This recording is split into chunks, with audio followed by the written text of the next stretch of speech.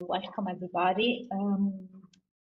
Today, in the next bit less than 2 hours, we are going to share with all of you the work done so far by 4 Horizon Europe projects that are 4 sister projects, because the 4 of them were funded within the same topic.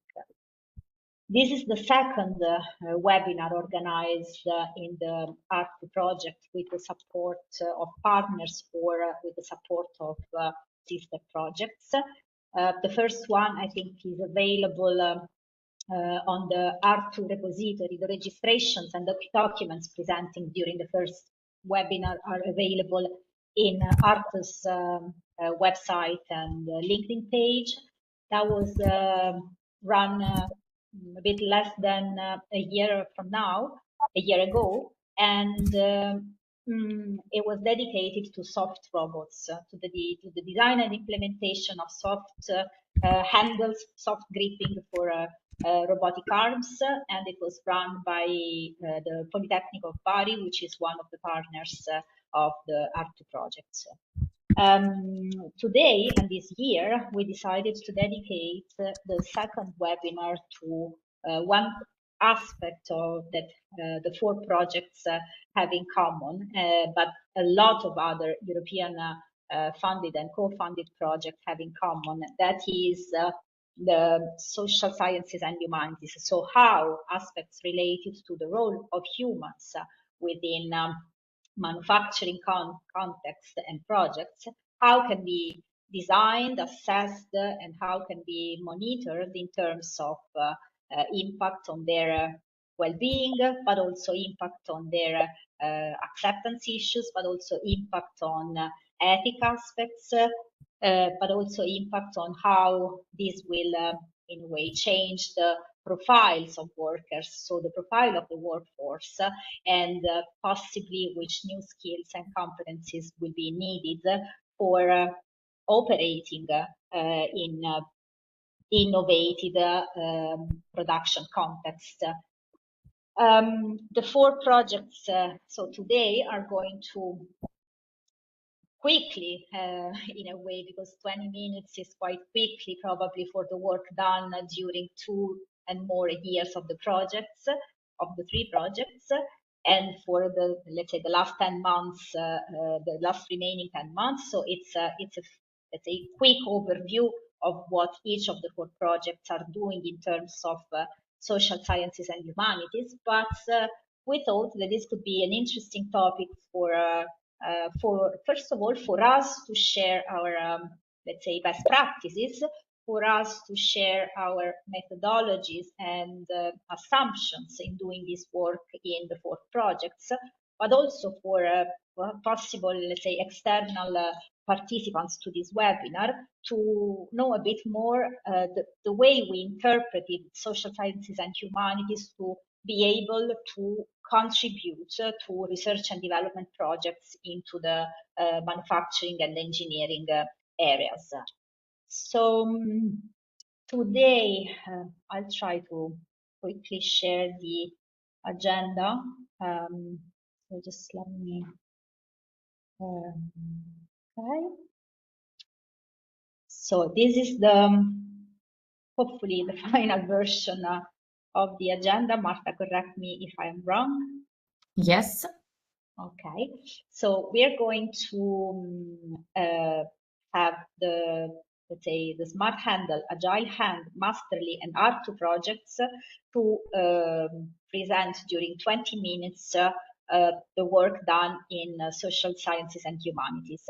Each of the presentations will be introduced by a very, let's say, short introduction done by Marta. And then at the end of the 4 presentations, we can have some wrap up and some take also some questions, I guess, Marta, from the participants for let's say quick answers, or for more let's say long follow up in case some answers require more time. So yeah, basically the presenters today will be Arantxa from Technalia, coordinating the SMARTHANDLE projects. Then she will hand over to Hezam from the Interoperability Lab from the AGILEHAND projects. Then third will be Sarah from University of Cranfield for the Masterly project. And then Giovanni will close from Deep Blue, will close the presentations for the HARTU project. I think, I don't know if there are any questions or if there is anything else to add here. Otherwise, I can leave the floor to Marta for introducing Arantxa. That's the first presenter. Marta, don't worry, we will be keeping up admitting people. Thank you. Thank you. Okay, thanks. Thank you, Linda, for this warm welcome, and thank you all for being here. And also thank you to our speakers for being with us today. The first project of today will be SMARTHANDLE, as Linda said. SMARTHANDLE is a project aims to enhance both manual and automated production lines, allowing them to produce a wider variety of products with fewer resources. Their key challenges are product variability, limited autonomous decision-making, and the need for adaptable control and efficient planning system. So the project to address these challenges is developing technologies that improve dexterity, reconfiguration, and autonomous reasoning. So, and also this innovation will be tested in real-world manufacturing scenarios, in this case in metal industry, consumer goods, and automated supply. With us today to present the project, we have Dr. Arantxa Renteria, project manager at Technicalia Health Division, with an extensive expertise in robotics, automation, and human-machine interfaces. So she will be discussing with us about the ethical and social consideration of integrating collaborative robotics into manufacturing. Dr. Renteria, the floor is yours. You can share your screen if you want. Oh, no. Thank you, Marta. Yes. Thank you, Marta. Thank you, Linda. I will share my screen.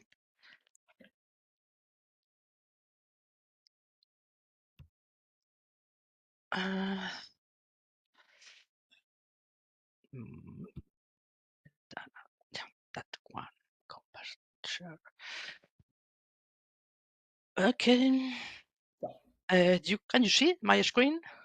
Yes. Yeah. Okay. I will put in presentation mode. Okay. So my talk will be regarding the ethical and social issues when we try to enter or to integrate a collaborative robot in a manufacturing or production line. I belong to Technalia Research Center in Spain, and together with other members of the consortium, we work in a SMARTHANDLE project, which will finish this year in December with the pilots and validation task regarding how we are going to integrate robots and humans in the production line. The problem that we have identified within the SMARTHANDLE is the manufacturing industry in Europe, which is representing 33 million jobs in the region, with high level of growth, or 60% of productivity growth in the coming year. And the problem that is that the people and market are demanding more and more different products with shorter life cycles. So this implies a problem of how to reconfigure the production lines and how to change rapidly the machines, the robot, the automated means of production in order to offer those quickly changing products to the market. The aim is obviously to produce more and more differently with less production means and short changing times in the production lines.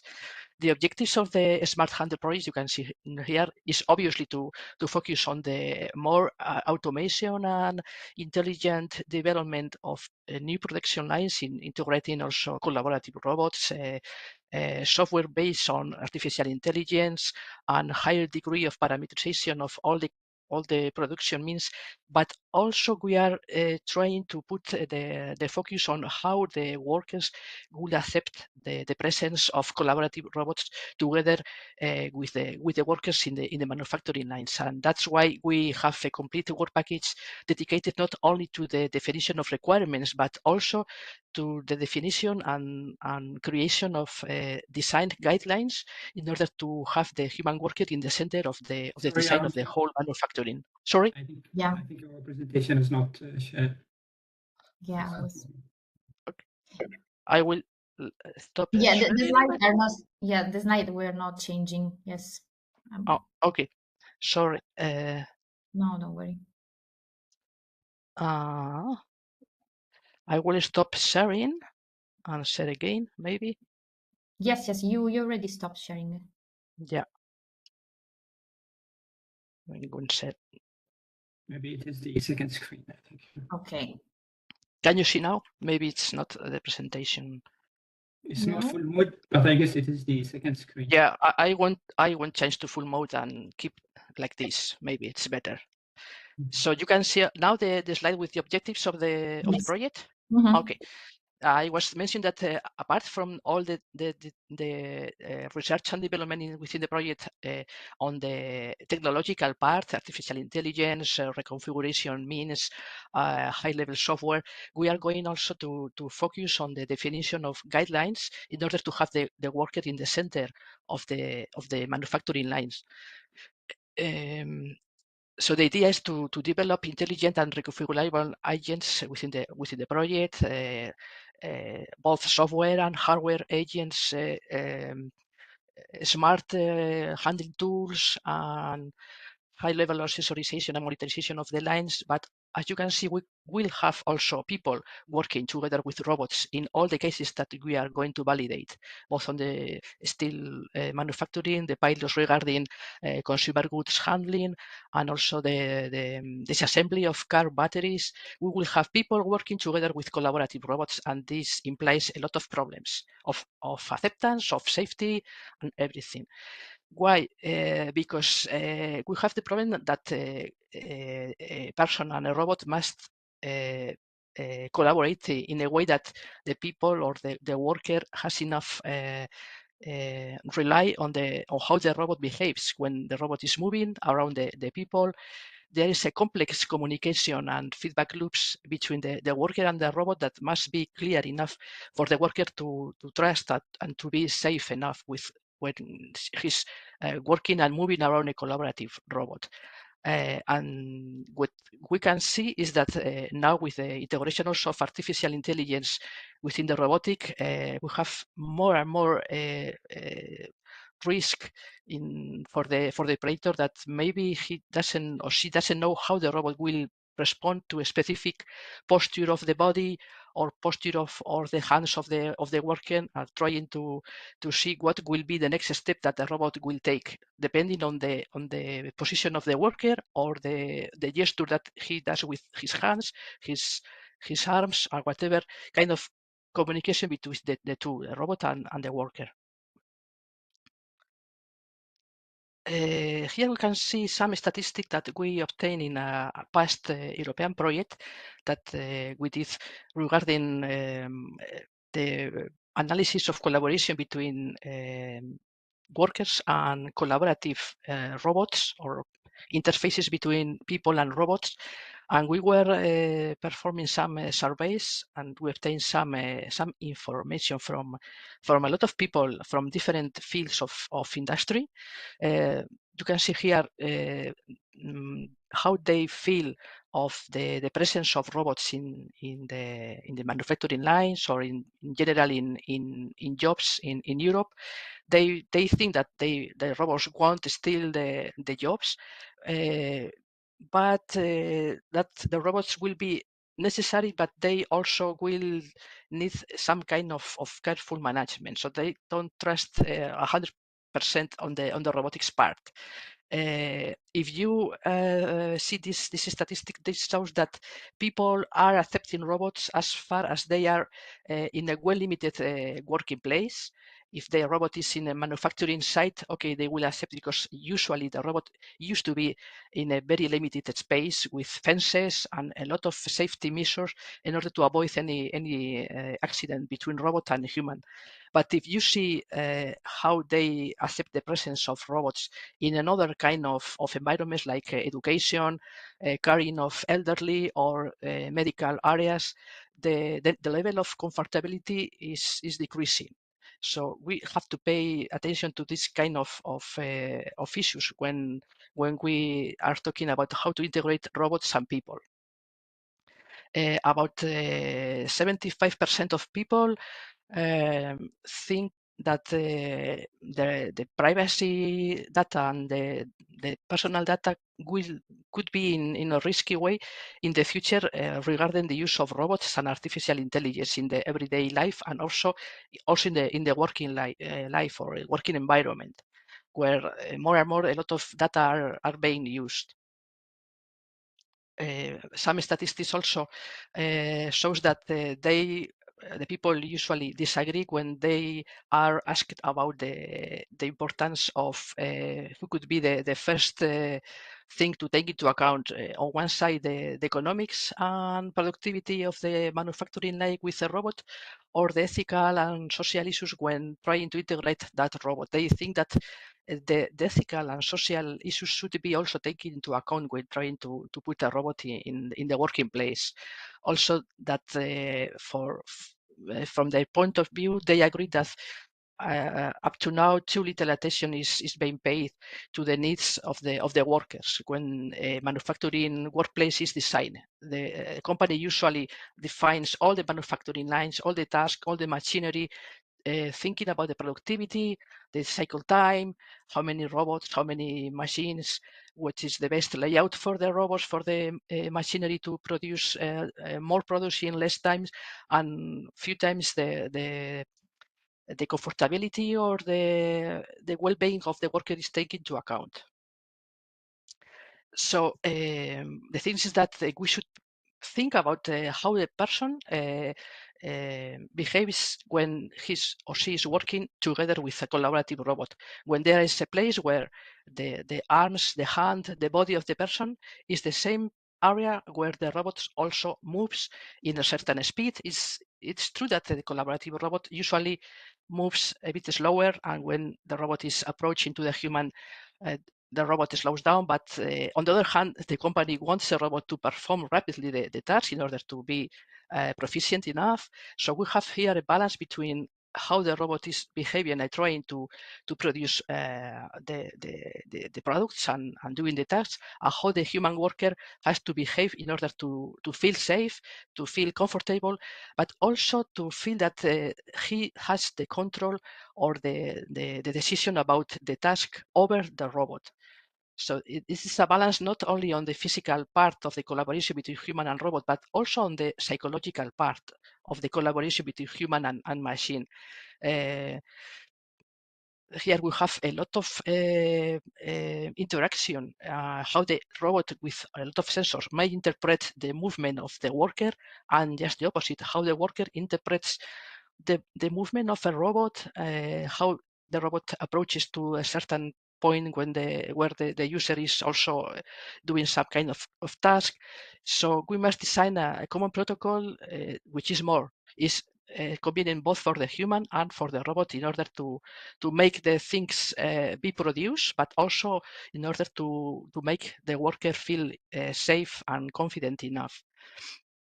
So we can think about how we can translate the ethical principles that were applied in the past to the human and the normal life of humans to the now increasing use of collaborative robots in manufacturing lines or in everyday life, not only manufacturing, but robots in other fields of production.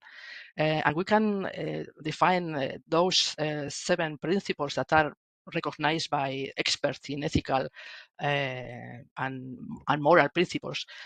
Just a quick review that talking about human dignity, that is respecting human dignity and integrity, the creation of robot designs aim at protecting the workers' vulnerability. the growth of the workers' capacities. The second one, protecting vulnerable individuals that they are able to contribute to the development of the autonomy. The third one is, of course, the value of privacy and confidentiality of personal data. The fourth is the robotic designs must be subjected to a testing to guarantee the security and physical safety of the worker, but also the integrity of the worker.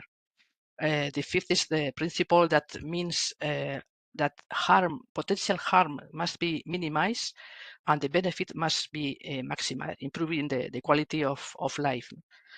The sixth is sharing the benefits when we take into account some populations that could be in a disadvantageous position. For example, elderly workers, women that are now entering in the production and manual handling and manual operation. Maybe they need to be treated in a different way when we try to enter a robot to collaborate with a specific kind of population. And the last one is respecting and protecting the environment and future generation in order to avoid the robotic divide or robotic gap that every people should be able enough to work within a robot independently of the background of the people. We have worked also on the so-called responsible research and innovation, trying to develop engaging technologies and not alienating technologies. So we should think about how to define and construct and to integrate a robot into a production line, following those five, let's say, parameters or objectives. No? Trying to get a robot that is open to every kind of manufacturing requirements, versatility, docility, that is that the people doesn't feel threatened by the robot, and also thinking about how the robot will be repaired, updated, and maintained, and or together with the needs of the company, and of course that the worker is able to understand the behavior of the robot with easy to understand instruction and a comprehensive design of the operation that the robot is taking. In the case of SMARTHANDLE and focus on the analysis of how to integrate the human worker within the manufacturing lines that we are developing within the project, we have designed the so-called design guidelines, human-centered design guidelines. We have developed about 25 or more guidelines that are more or less classified as these three groups, taking into account the human characteristic, the task characteristic, and the robot characteristic. And the thing is that the manufacturing line should be defined taking into account the task in such a way that the humans' cognitive and physical abilities are well utilized and well used, and the human worker should perceive the contributions and be sure that he has the control over the work of the robot, so he feels or she feels that he's valuable and impactful. And also a well balance between the responsibilities of the human and the work and the robot should be stated. So the human feels that he supports the robot, but when he needs someone from the robot is able to react in time and to be in a well balance between the tasks that are performed by the robot and the worker. The thing is that the robot should provide also enough feedback to the human to be sure that the collaboration is in time and with exact information that are required.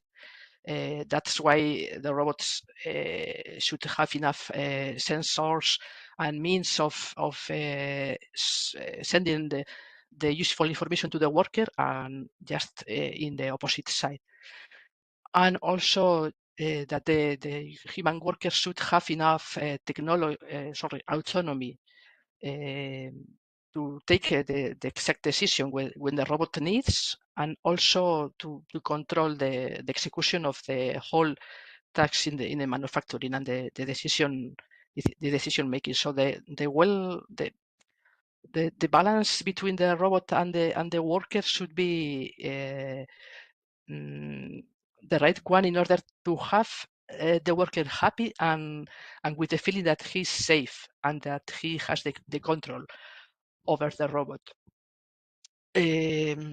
Just to finish, there are some groups working on ethical and social issues at European level, and some standards that you can see on the slide.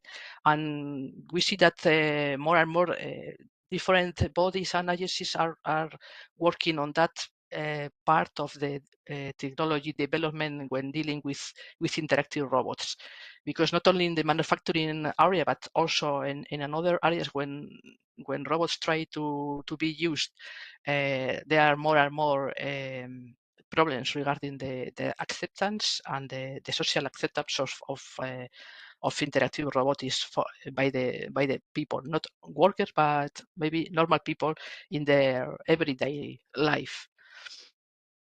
So this is all from my side. Thank you for your attention, and I keep at your disposal for any answers at the end of the webinar. Thank you, Dr. Renteria. It was very interesting. Yes, as she said, if you already have some questions, you can start typing them in the chat so we can collect them. At the end of the webinar, we can address them all together.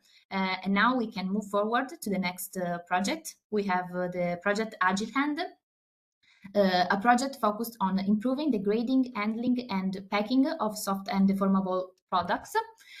They are addressing key challenges such as the accurate and cost-effective quality assessment for delicate goods, the efficient robotic handling of diverse products and objectives, and AI-driven adaptive control for synchronized production and logistic flows. The project is being tested in 4 real-world applications. They are working with sorting and packing of vegetables, grading and handling of berries, handling slippery goods like fish, and batching and packing soft meat products. Here with us we have Dr. Hezam Haidar, technical manager at InteropV Lab, with over 15 years of experience in automation, manufacturing, health system, energy, and robotics. His talk will focus on bridging the skill gap and preparing the workforce for the integration of flexible robots and AI. Dr. Hezam, please go ahead. Thank you, Martha. Can you hear me? Yes. Excellent. And the screen I'm trying to share. We can see it. Yes. Excellent. Great. Thank you very much, Martha, Linda, Lisa, and Lynn for the work that put together so this webinar is taking place. So for AGILEHAND, as you mentioned, it has 3 main suites. So it's for sensing and packaging of and handling as well deformable products. With this topic today, I will be dealing with the more specific issue that the AGILEHAND project deal with, which is the human side, or the human-centric issue with the integrating robot and AI in the workplace for automating some complex tasks. So I'll just brief you with an overview of the background of some trends on the industry, as well as the importance of evaluating the assessments of the competence and skills of the workers who work on this particular sectors, and as the projects deal with the multiple sectors, especially for agriculture and fish and meat, since they are parts of the deformable products. Then I'll quickly highlight some of the challenges and risks, and we'll conclude with some closing remarks. To highlight, this is a part of one of the work packages that deal with the human aspects of social science the projects, and this work not only handled by Interoperability, but by mostly 3 partners of the projects, which is Vector Social and University Polytechnical de la Marche. When it comes to deformable objects manipulation, it's a complex issue, whereas the specificity of the product itself is difficult to characterize, since it has a high dimension for the configuration of the space between points within the products. So it's not an easy situation. We could characterize the products, even though we could make some assumption for the rigidity of the products on robotics overall. But whenever we imply some force, the dimensions of the products will be deformed. This is on the technical level of the issues that the project is dealing with. But with this specific of one of the work package, we deal with the some specific application on the social aspects. So there's this integration of flexible robot and as well as the AI has or will transform the workforce. So this automation will shift the job roles or change some of the competence needed or the skills that required to achieve certain tasks. But also there are some other concerns which is related to safety and security. And safety, it's not just safety for physical distance or safety for hazardous environment, but the digital safety and security, which is about cybersecurity, data privacy, etc.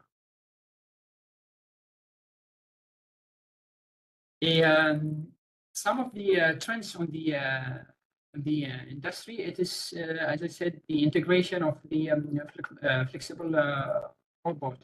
So these robots are used to enhance the productivity, but also to be placed on a hostile environment or more dangerous environments, so that to keep the human operators a bit distance of such environments.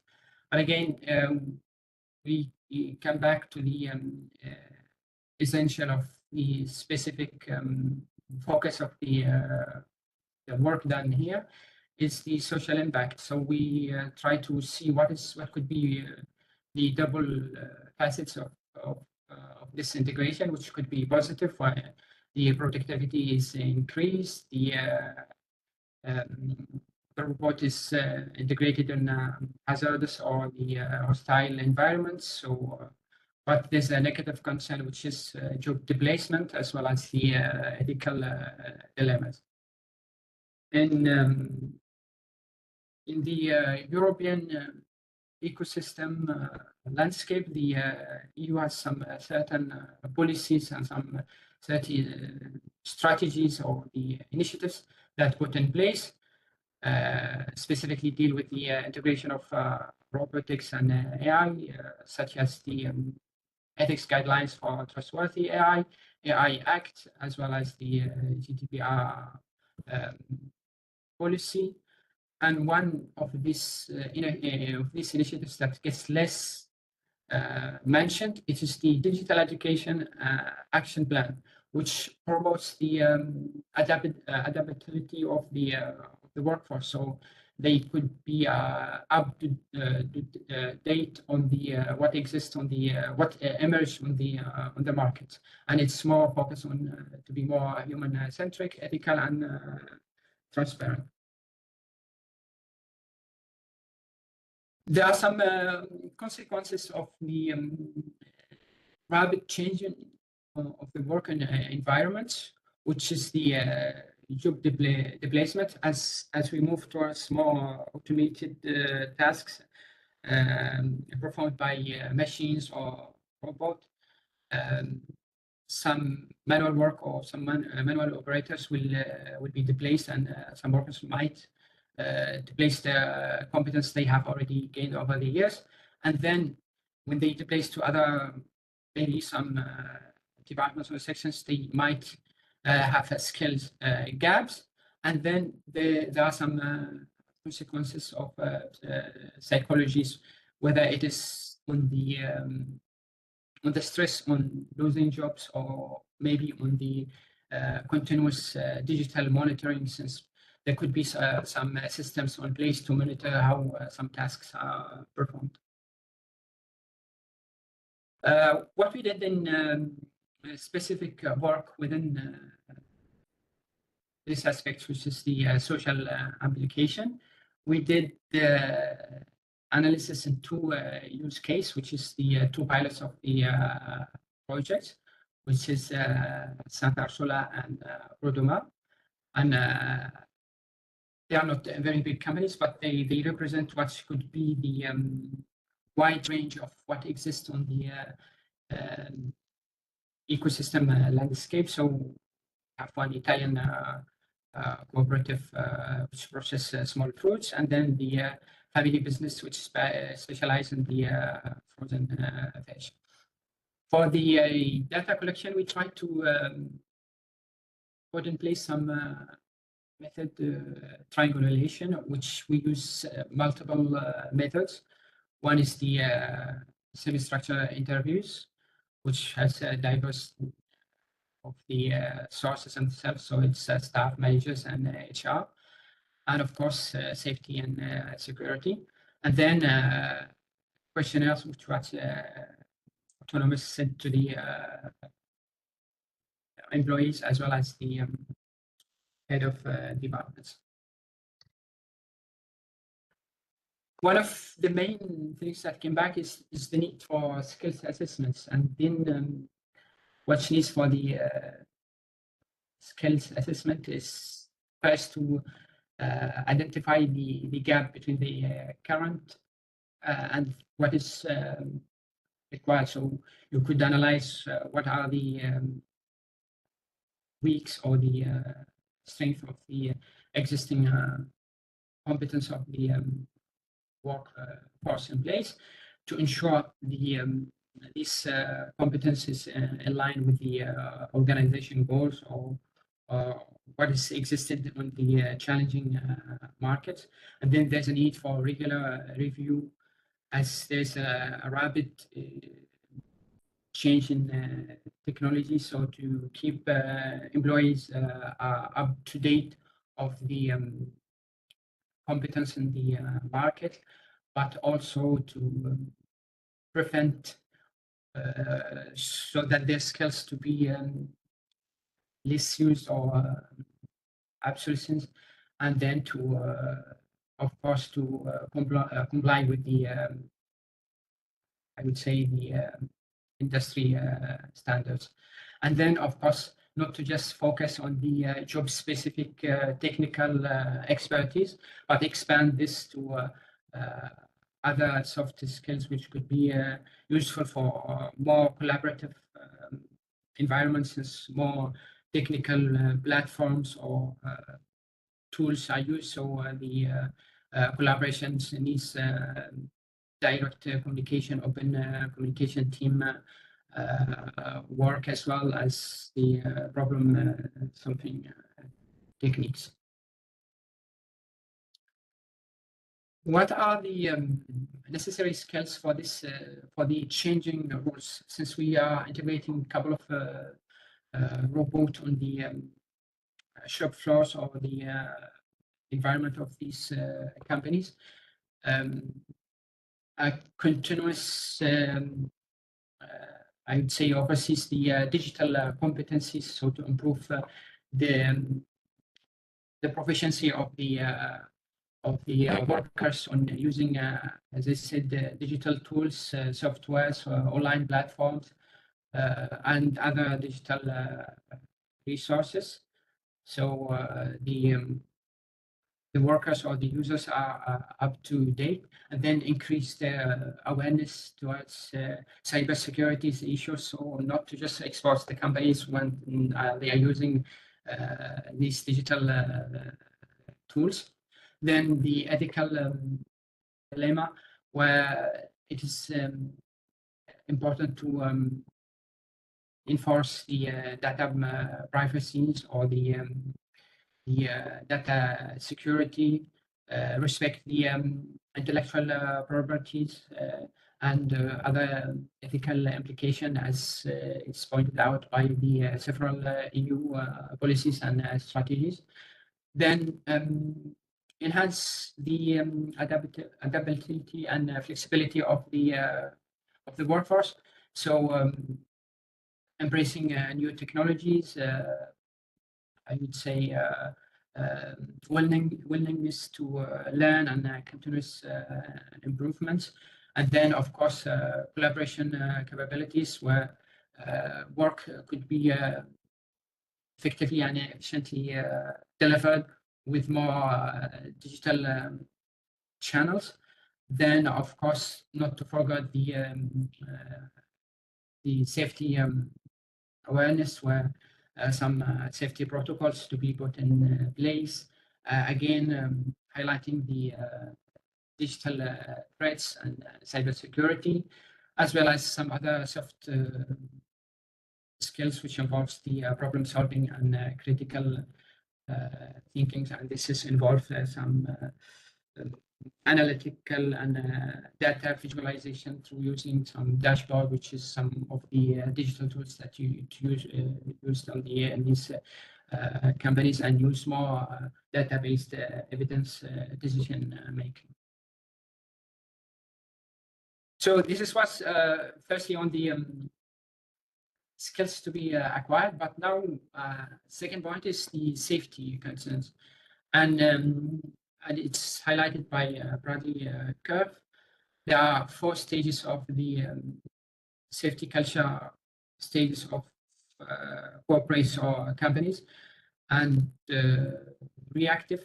The first one is reactive, and this is where the I would say the injuries or the less safety rate is high.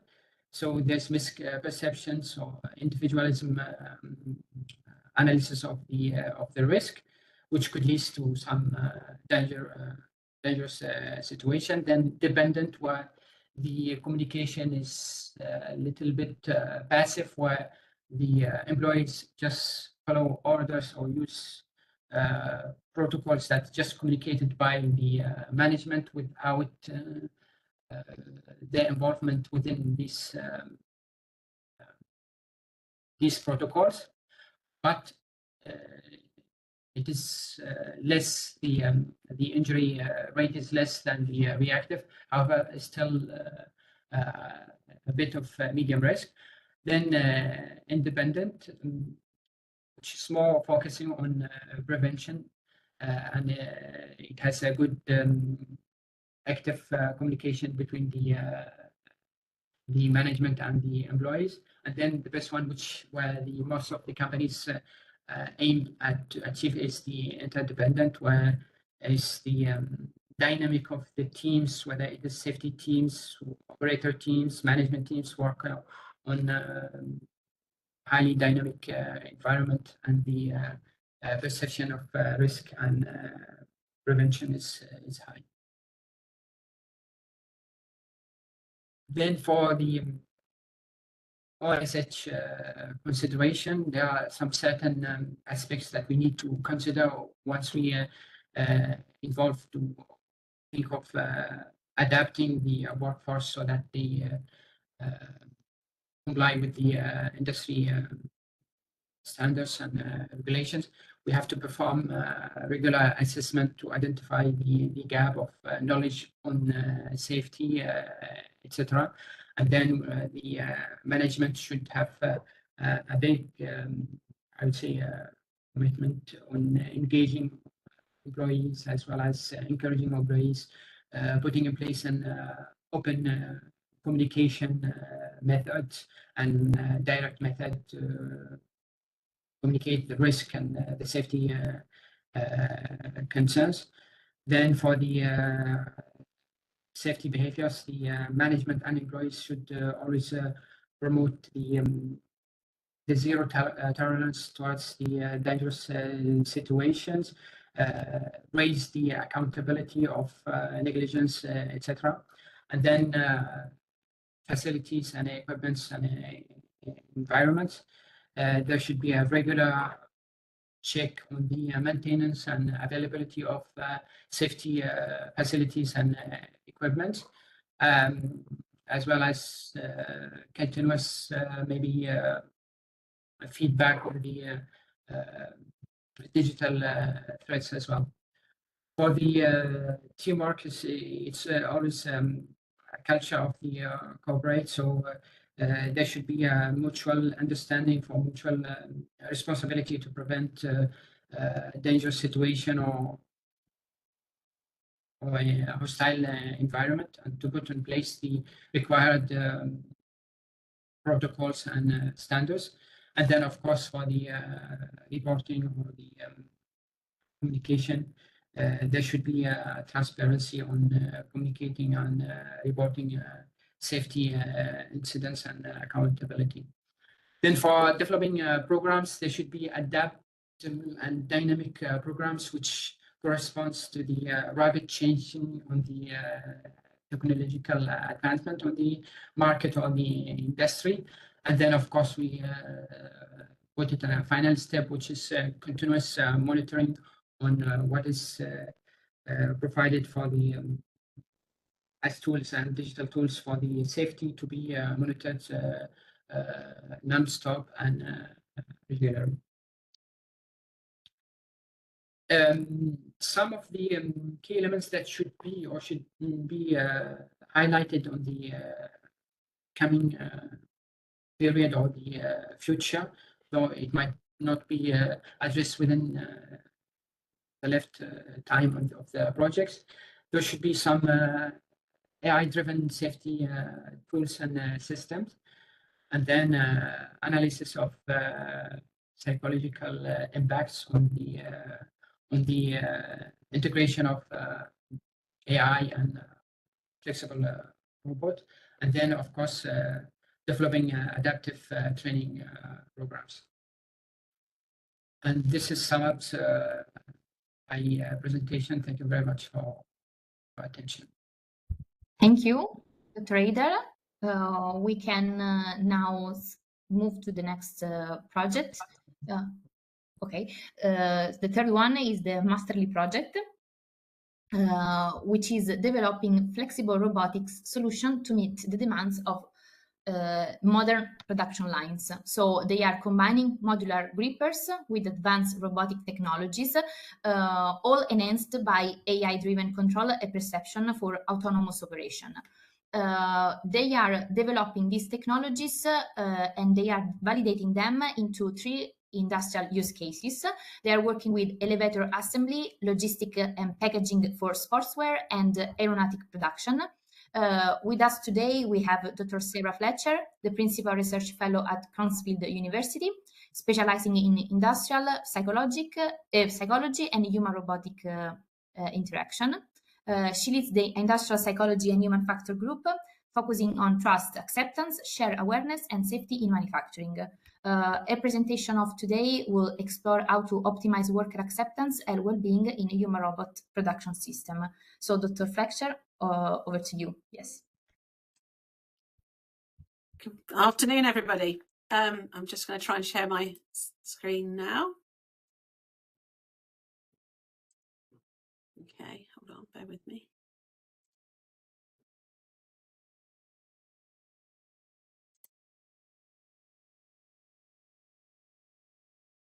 Have I been given permission? It's telling me that I've not got permission. Oh, all right. Great. We did some practice before, but yes, you should have it. Okay, let me try again. Yeah. If you cannot, I can share your screen, your slides.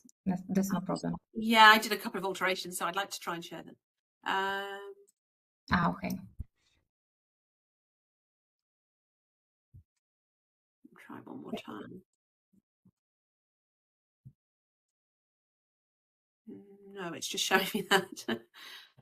Yeah, we are seeing your screen. So yeah, okay. So maybe if I do it that way. Yeah. Okay. Okay, so you're seeing my screen now. So if I do that, you can see my screen, yes?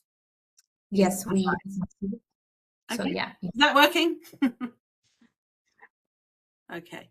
Good afternoon, everyone. Sorry about that. I'm Sarah Fletcher from Cranfield University in the UK, and a horrible grey UK today. And I'll be presenting on behalf of the Masterly project. Sorry. We see your screen, but we see the browser page. You're not seeing my slides, no? No. Oh, okay. Sorry, I thought they were. Okay. Let's try one more time. It's gone so well, hasn't it, for everyone else? No. Try this. I think is that. Okay, yes, we can see that. Yes. Sorry about that. Don't worry. Okay, so that should be working now. Mm-hmm. So the content of my presentation, I'll try and move on a bit more swiftly, is that I will give you an overview of Masterly. Thank you to Marta and Linda for the introductions and arrangements here, and they have introduced some of Masterly, but I'll give you another broader overview. I will also introduce some of the core human-centered work. I mean, it crosses across, right across the project, but I'll focus particularly on 3 work packages where Cranfield University are particularly involved in attending to the human-centered aspects, and then provide a summary at the end. Okay, so as with all of our lovely European projects, there are a great number of partners across various countries and organisations, and Cranfield are the only UK partner, which isn't unusual, but it's very multinational, as you can see, including Ukraine, quite a strong participation from Greece and Italy, and also including South Korea, so it's a little bit outside of Europe as well. Okay, so thinking about Masterly objectives, one of the key issues that we wanted to address, or 4 of the key issues, were gripper flexibility and the current problem or traditional problem that grippers are generally dedicated to specific applications and are not readily interchangeable. Another key target was the programming of robots that haven't been user-friendly in the past and required skilled personnel. We wanted to address the need to make those less of a specific skill, something that could be adapted more on the job, more flexibility. We wanted to address the lack of cognition for autonomy, the fact that robots were not able to automatically adjust their behaviour according to needs of surrounding environment and people without programming. We wanted to attend to a more seamless and fluid interaction and changeability, and to address software solutions which have been hardware specific traditionally. So here is a vision of from our proposal, our original vision of how a modern process would look. Sorry?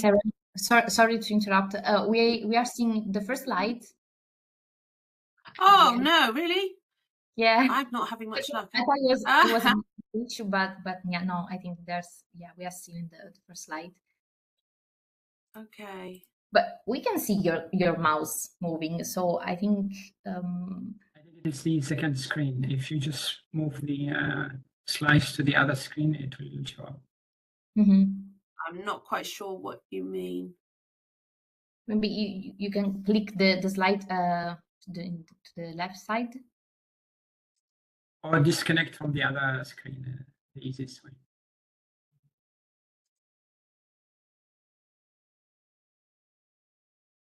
Oh yeah, maybe you're seeing a screen that we are not seeing. Yes, maybe. Yeah. Okay. So if you do that, it's working. Okay. Ah, right. Okay. So you can see this one now where I've got the picture. Right. Okay. Gosh, I'm really showing myself up. Okay.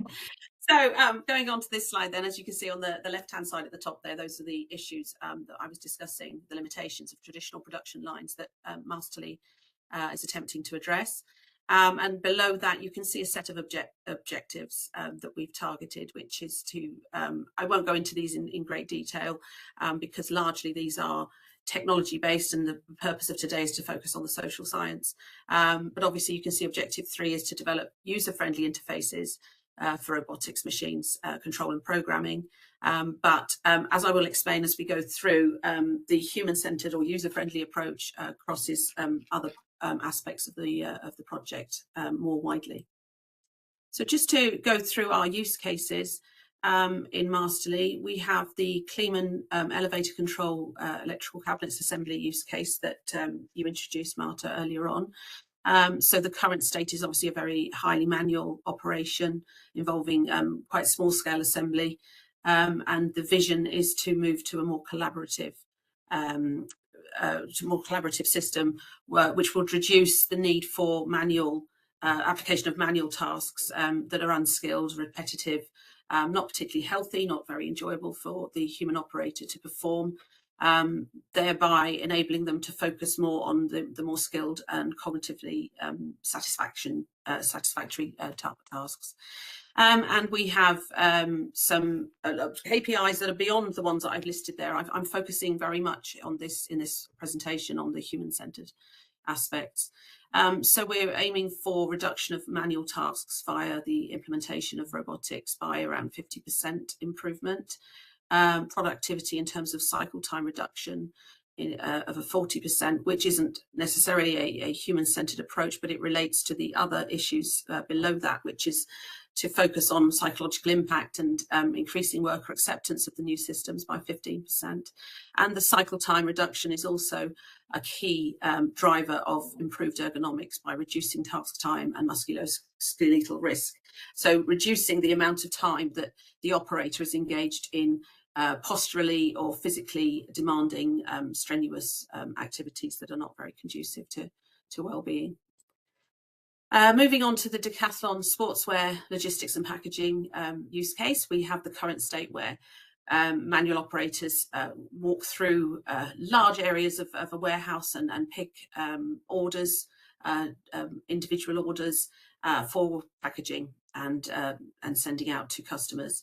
And the Masterly vision is to automate this as far as possible.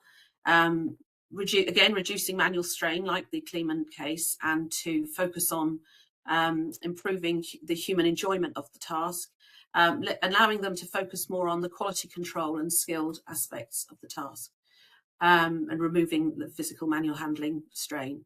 And again, we have a productivity and performance target of about 80% improvement by reducing the manual tasks using automation, in reducing cycle time reduction, increasing, in this case, worker satisfaction as well as acceptance, and by, again, the 15% reduced musculoskeletal risk target.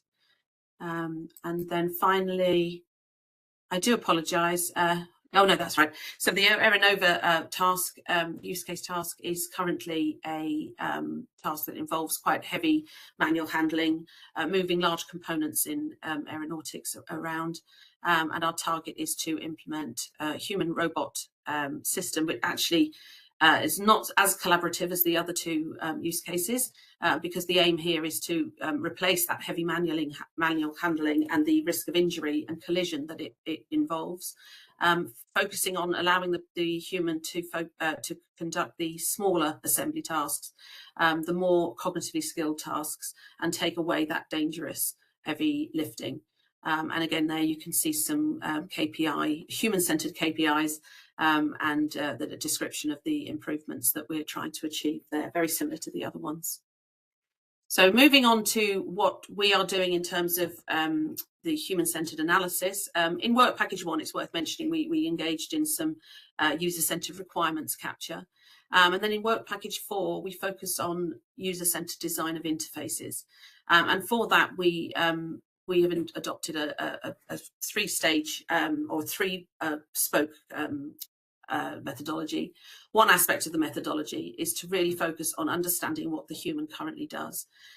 We believe that it's very important to before doing any design and implementation work, to understand what the tacit skills involved in operations are. We can look at standard operating procedures and work standards to understand what the system designers intended people to do, but we know that people don't tend to do stick to those very rigidly. In many cases, there's often deviations from standard operating procedures for good reason. We know that operators tend to adapt things because they want to make it better, easier for them for personal reasons. Maybe it could be their physiology or their natural abilities, or it could be that they find a better way than was originally designed. So we want to understand that, and we use eye tracking for that, where we get operators to perform their tasks wearing the eye trackers, which gives us operators' own perspective of the task being executed. It gives us a good combined field of view, horizontal and vertical view. And we have these systems that involve, the eye tracker systems that involve accelerators, gyroscopes and magnetometers, I can't say it, which accurately track their eye gaze and compensate for head movement. So we get a very accurate video recording, but also a microphone recording the verbal communications, which gives us additional detail. Excuse me. This gives us some various outputs, including those examples that I put there in the small pictures. Some heat maps which show us how much people look at certain areas, so it shows us the intensity of where specific parts of the field of vision are concentrated on. That's important because it shows us what grabs people's attention, and therefore this could indicate, it could be explained by areas of the work naturally, but if we ignore that, we can also look at how that might infer that these are areas of problems and issues, for example, where they might need to really focus on something to get it right, or because there's some confusion. We also look at dwell times in that middle picture there. That's an example of where we can see how people have looked at things for a length of time. Again, that may indicate where there's a problem because there's extensive decision making needed, some confusion, etc. And we can also look at scan paths, which is the order, the sequence, if you like, in which different areas of a field of vision are looked at, and that indicates what gets people's attention first, or cues to action, what they then need to do next, and so forth. And these are really good indicators of the current manual task, how it's being performed. They tell us where those problem issues are, and that then can advise us on where we may need to design out problem areas, where a robot would actually be more beneficial because it could be designed to take away some of those problem areas, or where the actual manual process itself in the human-robot interaction needs to be redesigned. So this analysis shows us the areas of the task environment that demand greater attention, decision-making, that are prone to error or difficulty, or those that are effective cues to aid awareness. And we find that eye tracking not only gives us that objective output, we can also use that recording for playback to the operators if we want them to tell us how they do things. And so because a lot of what they do is so based on tacit skills and non-technical skills, they're not always aware of that procedure. It's like we always use the example of driving your car to work. There's a lot of aspects of that journey that you wouldn't be able to tell us if we asked you to tell us about it, because it comes naturally. But if you recorded it, you would be able to then explain, well, this is the indicator for when I turned right. This is, you'd be able to then recall more about that, the decisions you made and the task process you undertook. Excuse me. So the second part of our work package for user-centered analysis was to conduct hierarchical task analysis, and that's based on the eye tracking videos. Hierarchical task analysis deconstructs manual processes into individual component steps at various depths of scrutiny that suit the analysis, and it helps us reveal deviations from standard operating procedures. It helps us identify those decision-making points. Helps indicate the process change potentials, where there may be, again, we identify those problem areas and where we might need to design those out when we redesign a process to use a robot. We also use task decomposition, which is an extra layer. It extends the HTA by providing another layer of analysis that classifies steps into things like cues, decisions, actions. And so we can identify the steps that utilize tacit knowledge and skill. And that's important because tacit knowledge is often the part of a human operation that shouldn't be maybe transferred to robotics. It's that sort of skill and creativity that only a human can bring. And it helps us highlight error points and then identify remedial actions that we can integrate into the redesign of the process. This analysis shows us the specific steps of the tasks that are problematic, that helps us to engage in user-centered design and more effective function allocation. The third part of our user-centered analysis is the application of psychometrics. So we use psychometrics, as you all know, to capture current levels of psychological states, indicating potential areas of concern in the current processes. And also this provides us with this quantitative baseline data set against which we can measure impact in future assessments. So gathering a baseline of how people are responding to the original manual process means that later on when we implement our solutions, we can then measure again and we can assess the differences. And so we can hopefully, its improvement, measure those impacts and assess whether we are achieving those KPI targets that I mentioned earlier. We use various psychometric tests. We tend to use reliable and valid assessment tools that are already available because they have proven validity and reliability levels. And so 3 key ones that are used in Masterly here are the physical discomfort scale, because we want to assess the difference in ergonomic, postural, physical differences between the as-is manual task and the to-be one after we've implemented solutions. We measure mental workload because we know that's very, very important to how people, how satisfactory a new system is. And we are not targeting blanket reduction in mental workload at all. We measure 6 dimensions of current mental workload using the NASA TLX, and we use that because we know there are optimal ranges of mental workload. We don't want to go for too little workload because we know that then is unsatisfactory, and we don't want to overload people. So we need to get that optimal range. And we also measure situation awareness, which we also know is very important for automated systems. People need to understand what's happening at any given time. So we want to ensure that we also achieve an optimal level of awareness in relation to task characteristics. And this analysis overall allows us to understand the physical and psychological impacts of the project solutions and quantify them.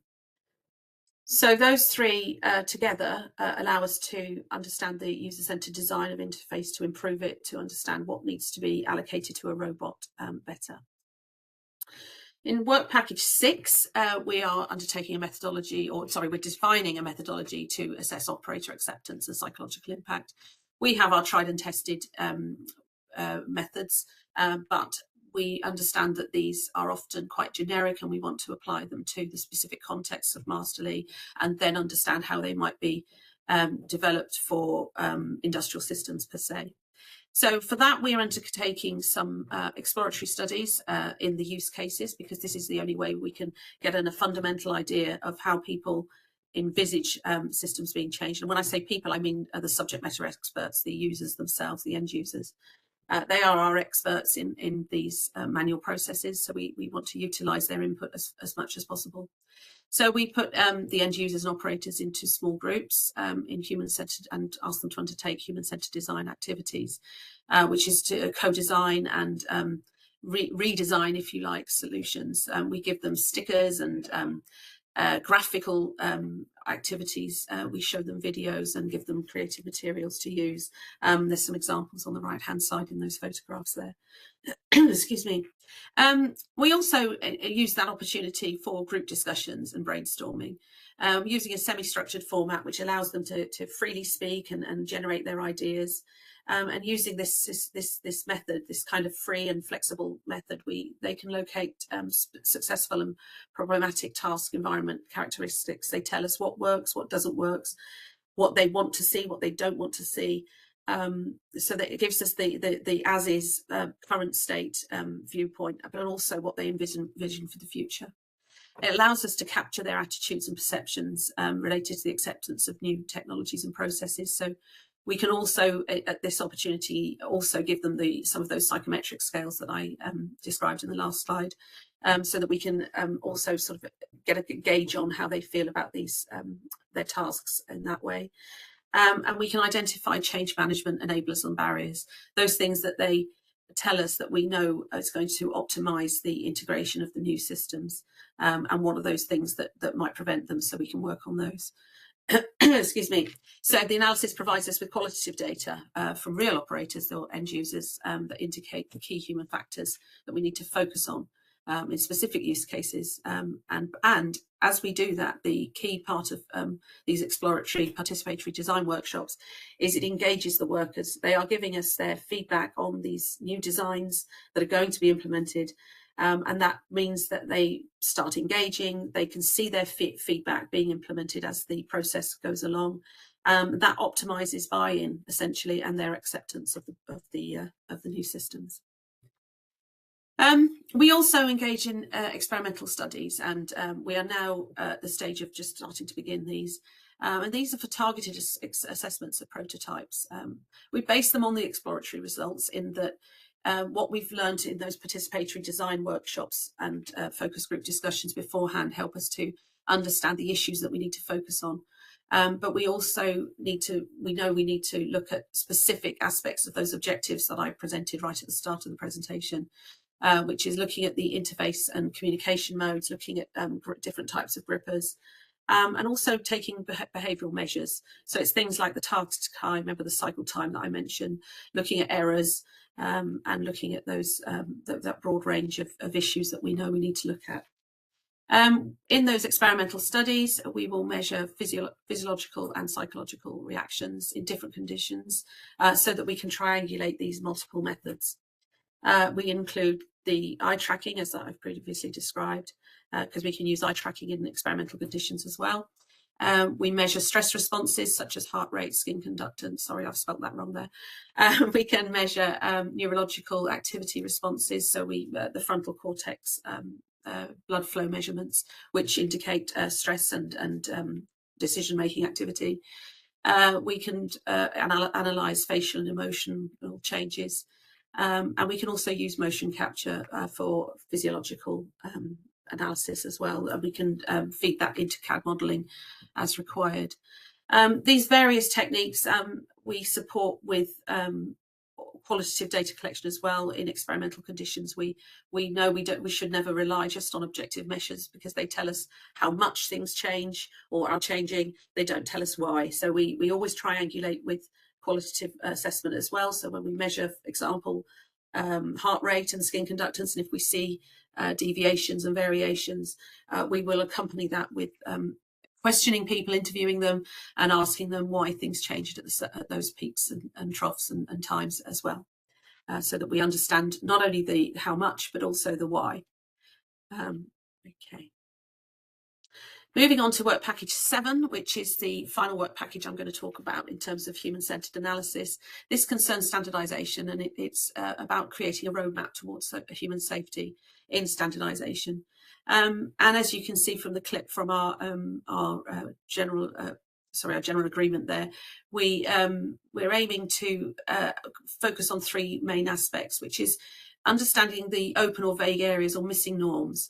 So what that means is we want to understand what guidance we need that is not in current standards, because current standards regarding robotics are there's very scarce attention to any psychological or emotional impact on users. It tends to focus very much on the technology and the engineering side of the systems, which is has been absolutely apt. But with increasing human-robot collaboration and human interaction between people and robots, we know that needs to change. So we want to do a review of what guidance is currently not, that we need for these new systems that's currently not in standards. And we're going to do that by undertaking assessments with technical partners, consulting and surveying our partners and other experts to map our requirements to existing standards, to understand exactly what we need in new systems that isn't currently covered. The second part of that is updating existing standards. Well, we can't do that. Hello? Oh, sorry. We are running a bit out of time. I'm going to finish up very quickly. Okay, I'll speed up my chat. Sorry. Okay. Sorry. Okay, so we'll look at which standards need to be addressed, and we'll do that with identification through existing contacts. We can't automatically update existing standards by any means, but we can understand which standards need to be addressed and consider the guidance needed. And also we need to demonstrate our compliance with the existing standards and understand those gaps. And we'll do that roadmap through I'm involved in existing standardization through those roles on the right-hand side there. And I think the interesting thing there is perhaps the most important thing is my liaison between TC299, which is robotics, and TC159, which is ergonomics. Moving on very quickly, sorry, this is due to the technical issues at the start, I imagine. I won't talk about the first two there, 10218 and 22183, which is work that's either just been released or currently under development, because again, those are very technical topics and technical standards. But I will focus on the bottom two, which is the CWA, which is one that I authored in a few years ago, which basically sets out standardization of methodology for developing psychometric assessments relative to industrial automation contexts. And we are going to be extending that in Masterly. And also to mention the BS 8611, which is a British standard, but it was the world's first robot ethics standard. And we revised that in 2023. And that provides a framework for ethical risk assessment. And in Masterly, it will form the basis of a new tool for design and integration. So very quickly, summarising, I won't go through all of this, but as you can see, there's a range of outputs that we're aiming for there, and achievements that we're aiming for in the project. So thank you very much, and sorry if I've overlapped. Thank you. Thank you, Sarah. Don't worry. Okay, so now, last but not least, we have the HARTU project. So we are nearly done. So the HARTU project is an industry-driven project aimed at achieving flexible and efficient manufacturing through AI-enhanced gripping, assembly, and placement technologies.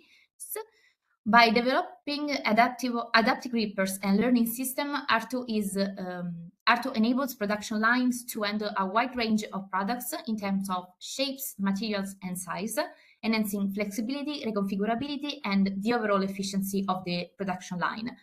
HARTU is being tested in 5 real-world industrial use cases across different sectors. We are working with the automotive, consumer goods and tools, foods and logistics sectors, spanning through Europe, Turkey, and Taiwan.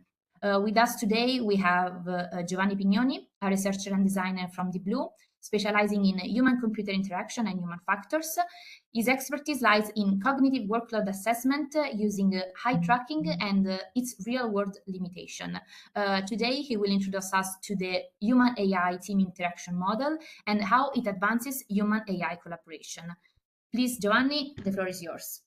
Okay, so hopefully you are seeing my slides. Yes. Okay, so, well, let's start with just a short overview of what I will present today. So we'll start by talking about what we intend when we talk about human AI teaming in the manufacturing field. Then I will show you our human AI teaming interaction model. I will go through the various blocks that compose it, and then I will give you an overview on how we are using and plan to use the model in various use cases. So let's start by the beginning. The beginning is that there is quite an interest in introducing advanced systems that include artificial intelligence in manufacturing. And so teaming has emerged as an area of study because this sort of system creates, or rather enable, interaction that are a bit more akin to interacting with other human worker rather than the old paradigm of a worker interacting with a tool. So when we talk about teams in manufacturing, we talk about teams that involve one or more members. Some are human operators and some are AI agents. And these AI agents have a level of autonomy sufficient to make them recognizable by the human operators as a distinct entities that can have a role and that can have responsibilities within a task. So again, something that is more similar to operating with another worker rather than having control over a tool. Now, the level of autonomy is something that can vary a lot. So we start from something that has very low autonomy as a personal assistant that is only doing things if we are asking them, and perhaps is only giving a suggestion, to autonomous agents that are able to take decision and adapt how they operate independently with no human involvement. So on this spectrum, we still talk about human AI teaming. Then, so from this, we decided that we had to develop a human AI teaming interaction model. And the reasons to do so is that we felt the need to develop a tool that would give us a common language, both internally in Deep Blue, but also when we are talking with other stakeholders in a project. A common language that would allow us to describe teaming, and that would allow us to also document all the various bits of information that we collect as we approach a use case that we think, based on what the literature is telling us, but also on our years of experience, that can affect teaming. So all the important bits that are sort of contextual to the introduction of human AI teaming that can affect it we try to capture all of this in the model. And once we have all these things, the model allows us to have an overview of how things are interacting with each other. And so if we have an issue, and by issue I mean, for example, lack of trust in the AI system, we know which variables we can go and affect to try to fix this.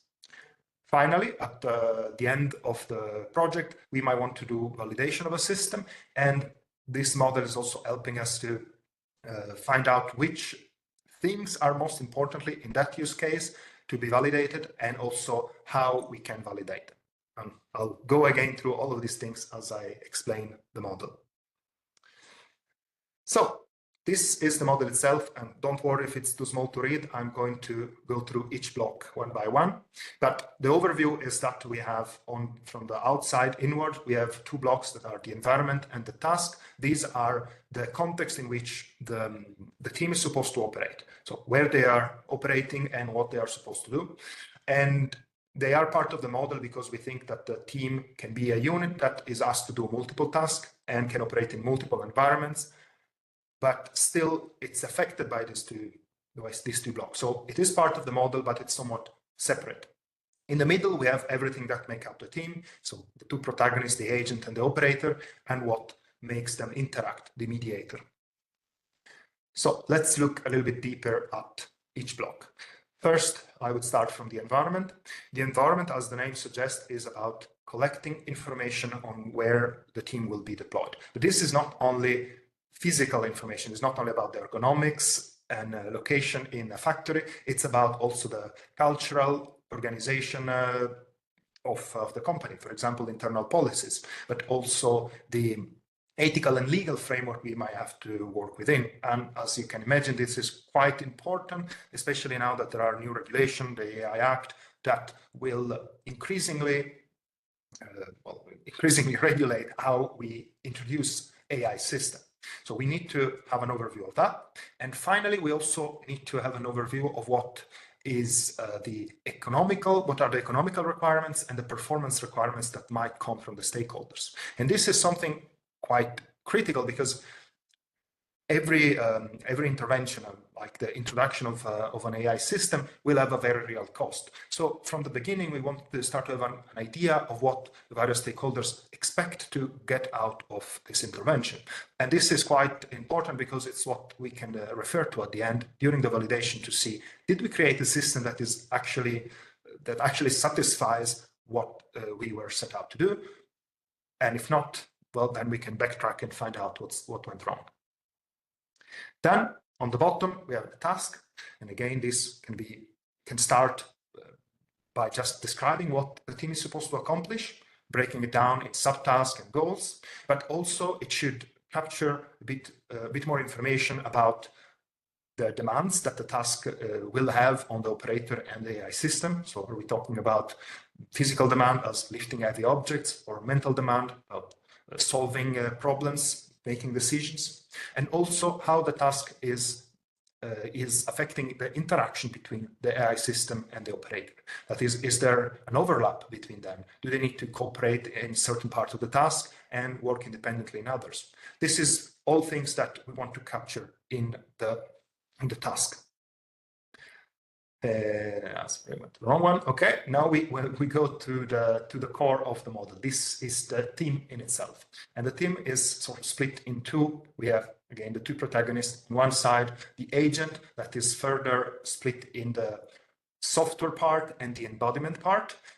By embodiment, we mean all of those things that pertain to robotics and sensory systems, while the software part are more about perhaps the AI model that is running behind the scenes. On the other side, we have the operator, and in the middle, what connects them. Now, here we have, if we start from the agent, we have some variables that are a technical description of what the agent is. We are trying to capture, okay, is it an LLM that powers a personal assistant, or is it, say, a computer vision algorithm that does sorting of objects? That should be described here. But on a more abstract level, we also want to know what kind of outputs we get from the agent. For example, the explainability that we are getting out. And also, is it trainable? Is it going to learn and be taught by the operator? And also, here we have the opportunity in the design stage to start to look at concept as the mental model of the agent. How do we want the agent to see the world and see the system that is put in, or also how do we want the agent to conceptualize the operator? How will the operator respond to inputs, and what motivates the operator, and all these things that are things that will sort of define how the agent reacts to the world and the operator, and that we should discuss in the design phase of a project. On the other side, we have the operator, and the operator is defined with, let's say, very common human factors terms. So we are trying to have a profile of who will engage with the agent. And this can be both in terms of capturing who are the workers that are already in a company that will become teammates, but also perhaps seeing what these workers need to become the optimal operator. So perhaps we will have to do training and reskilling to make them fit better in this framework. So this should be captured in the operator side. In the middle, we have the mediator. And the mediator is everything that allows the agent and the operator to interact. So we start from sort of a simple level of UI and UX, how the interface is made, how do they communicate, but also we have a layer that should describe how perhaps how procedure affect their communication. How do we solve conflicts? If the agent is proposing a solution and the operator is proposing a different solution, how do we solve this? This is defined as a procedure, and this will then sort of create a hierarchy and an authority structure of the team. So when we have these three things interacting, we arrive to the team and teaming side of the thing. And this is sort of divided in two, and you could look at it as two sides of the same medal, because the team for us is an expression or a description of the emerging interaction between the agent and the operator. So we start to talk about concepts such as shared mental model, shared situational awareness, and shared goals. And these are things that emerge from the interaction of these two protagonists, but also there are things that we can in part design and say, okay, we think that in order to better engage in teaming, we need to have a certain type of shared mental model. But on the other side, we also will want later in the validation stage, we will want to see if what we desire, what we designed, is actually what is happening in real life. So then we start to talk about teaming as all the metrics that can let us measure teaming, so a manifestation of the teaming that we can actually look at, that we will consider in the validation stage. And I will touch upon this a bit later, but basically there should be a connection between concepts such as shared mental model that are not necessarily directly measurable and other things that are directly measurable, but that will let us infer whether shared mental model is good or bad. So now I can move on to the overview of how we are planning and or are actually applying the model in various use cases. And the idea is that,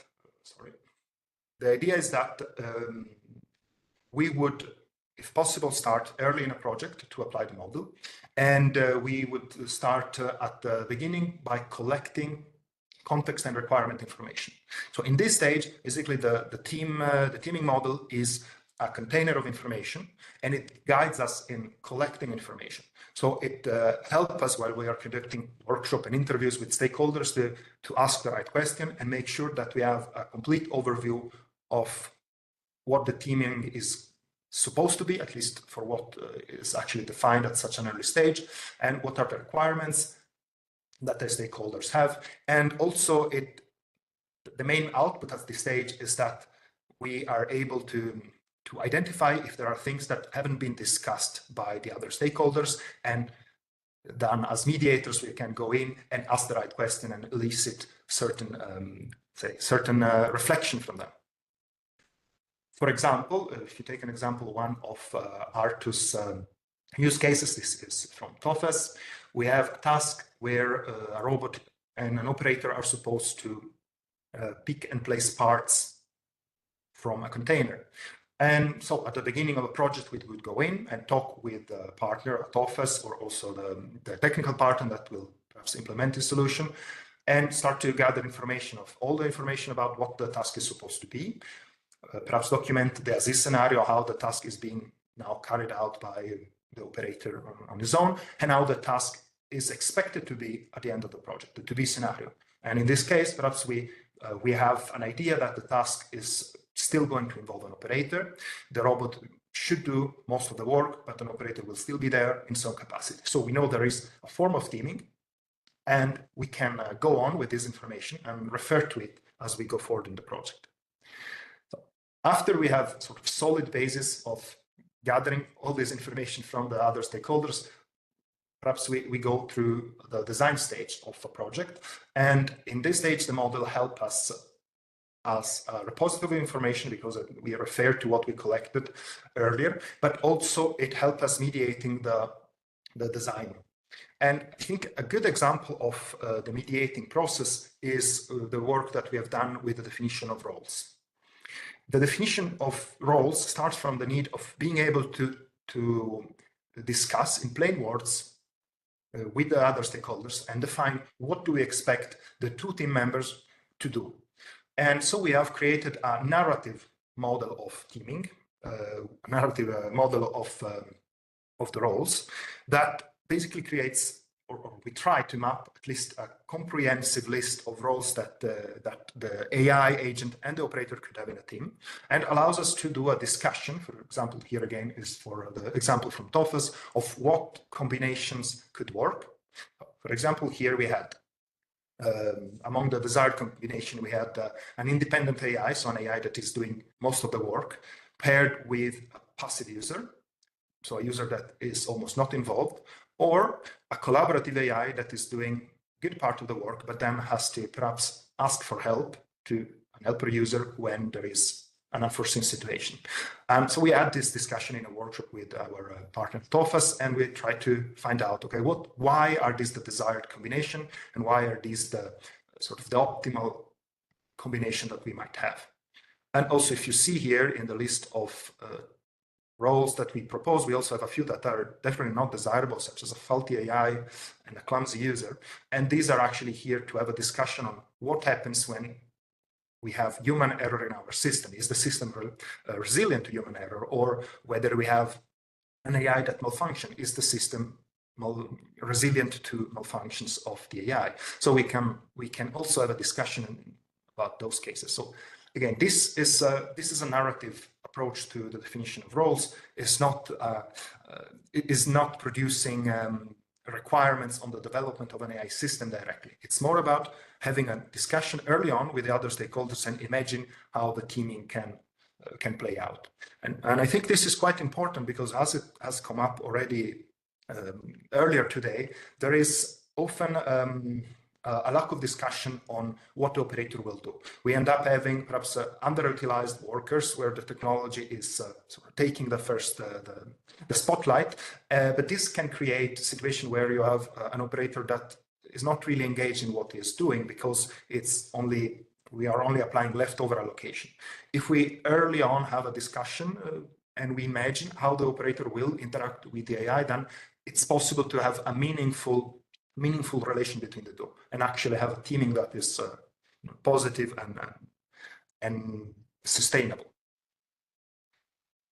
So after the design phase and after basically we have updated our model with all the things that we think we want, we have the implementation phase. And in the implementation phase, usually the technical partner will step in and translate this high-level teaming description into description of what is actually going to be implemented. So again, the model here is mostly being updated and going from a description of the design to a description of what will be implemented. And then, of course, it's up to us to compare the two and see if there are discrepancies. And finally, we have the final step, that is validation. Validation is about evaluating something that is being implemented. Of course, this can be at many stages. It could be a prototype, as it could be something that is actually being deployed. It depends on the project. But the main point is referring to what we have designed and see if the implementation is actually reflecting that.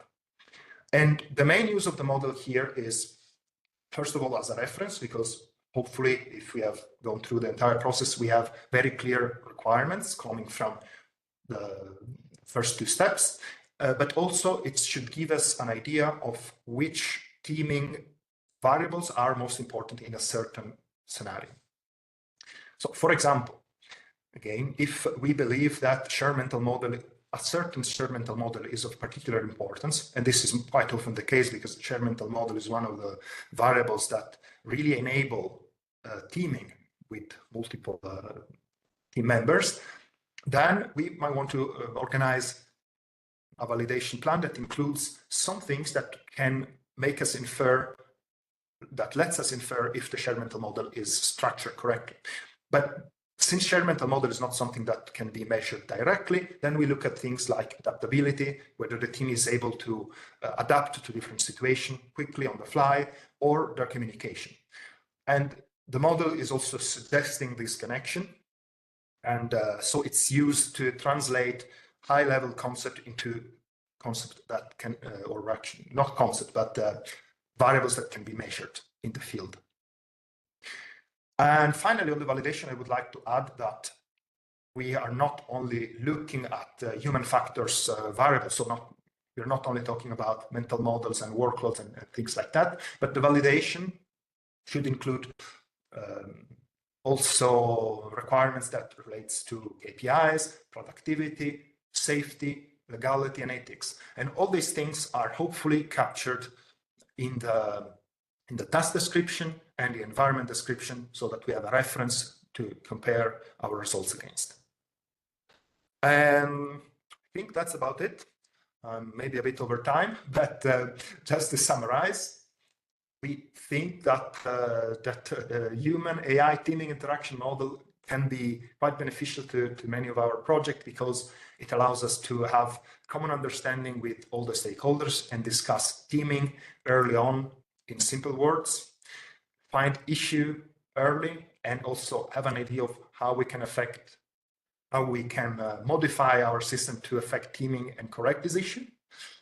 It also should support good discussion that make us design teaming that is flourishing. So create meaningful roles, create meaningful task allocation, and also it should help us validate and plan should help us do validation planning and also iterative design so that we can improve our design over and over. And well, I think that's all. So if you have questions, hopefully there is a bit of time for this. Yes, thank you, Giovanni. Thank you to all the speakers for their presentation and for being with us today. And thank you all for being with us, our audience. So now we love to hear your questions, your curiosity, if you have any. So if you want, you can type in the chat your questions, or if you are brave enough, you can raise your hands and you can speak directly with our speakers. So yeah, with Linda and Elisa, we are trying to collect your answer. But as I can see, there's already 2 answers in the chat, one for SMARTHANDLE and one for HARTU. I think we can start with SMARTHANDLE, so Giovanni has time to recover from the speech. So yeah, for SMARTHANDLE, we have Christopher, who has mentioned early that human-robot collaboration is based on trust. How did you assess or measure trust? Okay, we can think about objective measurements of trust in the same way that we can measure between human and human. We can think about indirect ways to measure the trust between human and robot. For example, using some kind of sensor located on the skin of the operator, trying to measure the sweat of the skin, or tracking the eyes of the human, or tracking the whole body movement around the robot, or measure the breathing frequency of the human, and trying to infer how comfortable the human is when he's working together with a robot.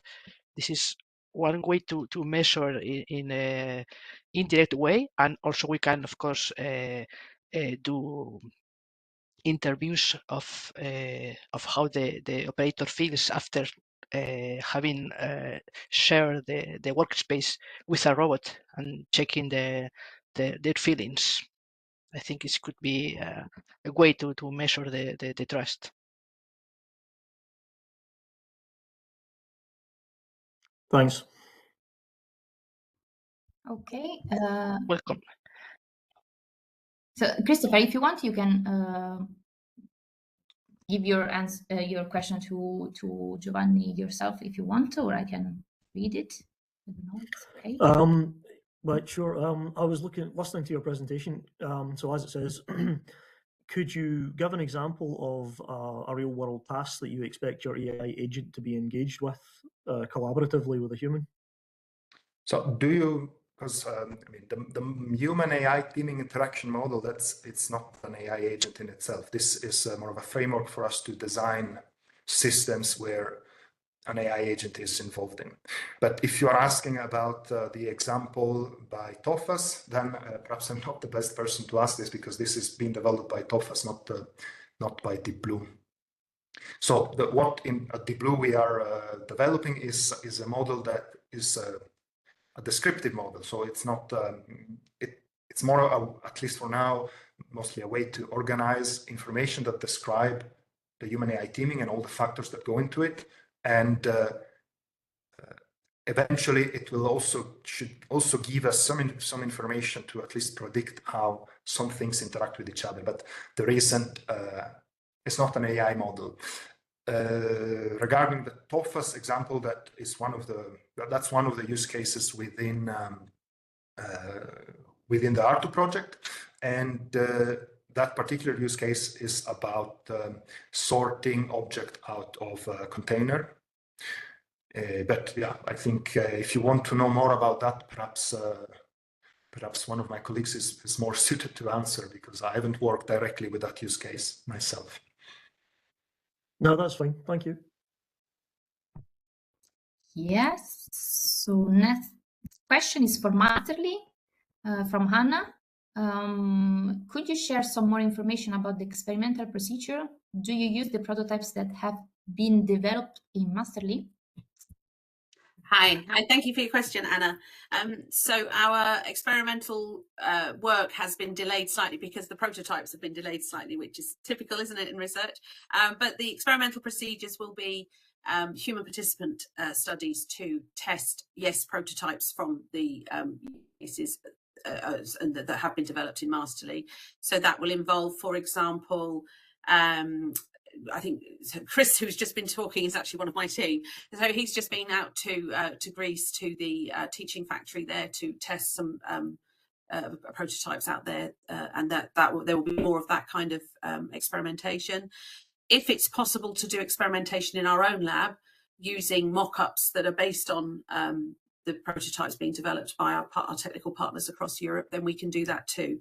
So, for example, if there's virtual reality or AR system that we can use in one of our, that we can replicate or transfer to one of our AR devices, then we'll be able to test human participants where we are. So that's kind of, it's very flexible. We will conduct our experimental work based on what's needed and as well as what we can do without traveling. And so it's a mix between the two. Does that answer your question? Yes, definitely. Thank you very much.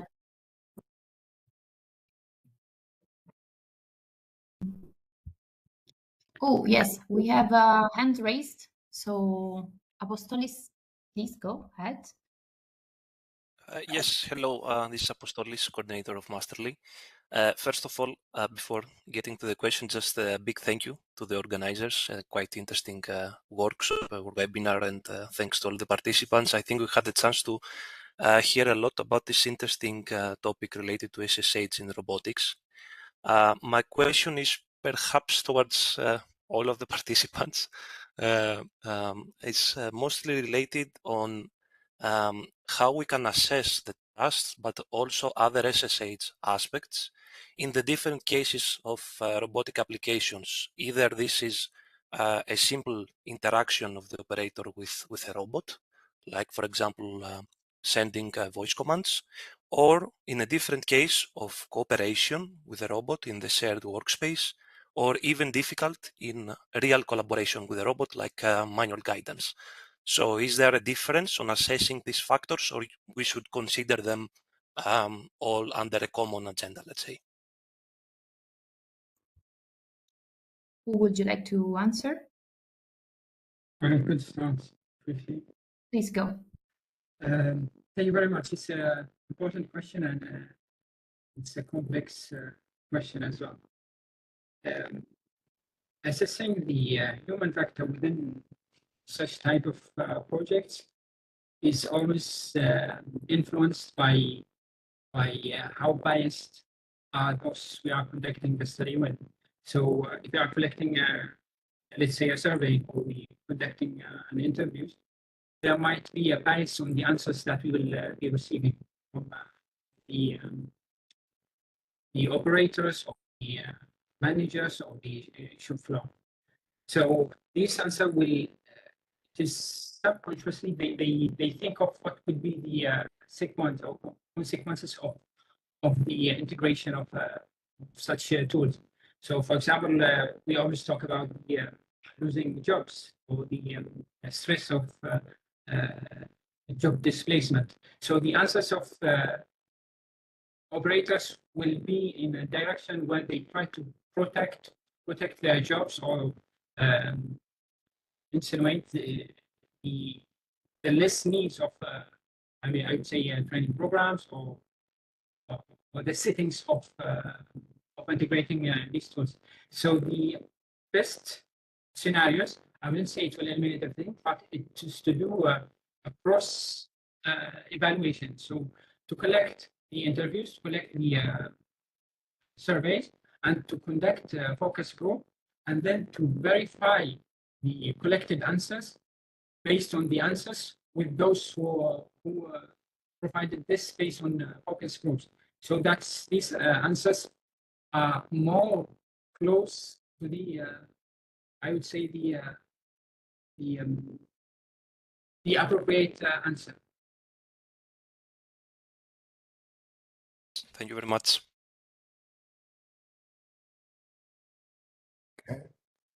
I can add just a thing, because I think there is, if we want to look at the side of, say, of more observable measures, because of course what Hezam has proposed is perhaps the subjective side, but I think there's also a chance to look at the behavior of the operators and use that as an indicator of trust.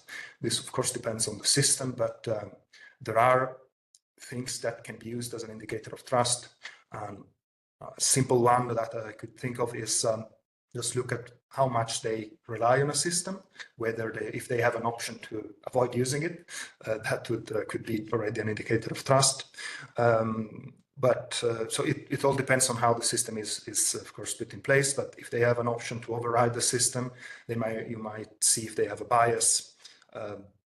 Trust can also be, well, it can be seen adoption rate, it can be seen if you have an experiment, you could also feed, let's say, false data or incorrect recommendation to your operator and see if they anyway rely blindly on what is suggested to them. So there are, I think, many ways, just as a behavioral measure, to look and assess if there is trust, and also if there is an abuse of trust, if the operator is not, say, double checking inputs from a system, and validate if the relation between the two is healthy.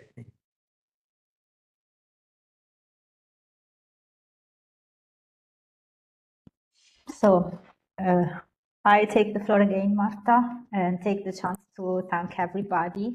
We're running a bit late with respect to the agenda, so I'm really sorry, because I think we could also have more questions and topics to, share the respective positions. So in these terms, I would probably suggest all the attendees to this workshop to just get in contact if you have further questions, or even if you want to share your experience. Maybe you are involved in projects that apply SSH to their activities, or you would like to enter this type of topics, or you are, the other side of the SSH, so more the engineering and development part, and you would like to further discuss with us how we could truly design and operatively validate together the impact of the introduction of robotics into manufacturing settings, considering the, let's say, the impact on human well-being, and considering also the impact on the workforce, let's say, profiles. Also, I mean, while speaking and while listening to all the presentations, I was thinking that maybe we can, since the 4 projects will be closing by the end of this year, maybe we can join forces for, I don't know, organizing something more together, even for producing some small, let's say, texts describing our experiences with SSH, and thanks, Jawad, and also, put together the expertise and the best practices that we have so far started sharing. So just let's keep in touch, both with the sister projects, of course, but this is, let's say, easier, but also with the attendees, especially if you have something you would like to share with us. So we will be happy to somehow promote also the building of a small community around the idea of social sciences and humanities, and application of social sciences and humanities to projects in Cluster 4, specifically even in the next topics, of course, which are due to be submitted by September this year. So thank you again, and have a nice end of the day.